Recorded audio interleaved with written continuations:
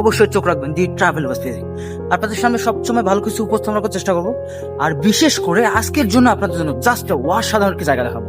হয়তো আপনাদের অনেকেরই পরিচিত জায়গাটা, তো অবশ্যই আপনারা দেখতেই থাকুন এবং দেখলে চিনতে পারবেন এবং গেস করবেন যে এই জায়গার ভিতরে সবচেয়ে সুন্দরতম স্থান কোনটি। লেটস সি, সবাই দেখতেই থাকুন। 5 minutes later. হেই নারায়ণগঞ্জবাসী, কি জায়গাটা চেনা চেনা লাগে না? অবশ্যই গেস করবেন এবং কোন জায়গা থেকে দেখতেছেন অবশ্যই জানাবেন। নারায়ণগঞ্জের ভিতরে সবচেয়ে পপুলার একটি স্থান হচ্ছে জাস্ট ওয়াও, জাস্ট শো। যদি পরিচিত মনে হয় অবশ্যই কমেন্ট করে জানাবেন। নারায়ণগঞ্জ চাতন যেতে যে মাত্র 5 মিনিট সময় লাগে এই অটোতে করে গেলে, আর বাদ দিয়ে অন্য কোনো ডেতে আপনি কখনো বের হয়ে থাকেন এই রাস্তাঘাটে, এই রুটে আপনার যেতে সময় লাগবে প্রায় 1 ঘন্টার মতো। A few minutes later.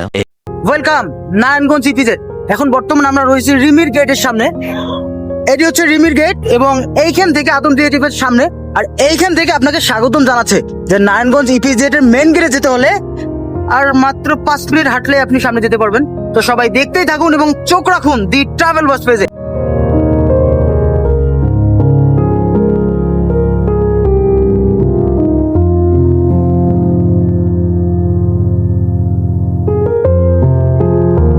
আর এখন আমি যেখানে রয়েছি আদমজি মেন গেটের সামন দিকে কাস্টম গেট, যেটা আমাদের আদমজি ইপিজেড থেকে কাস্টম গেট বলা হয়।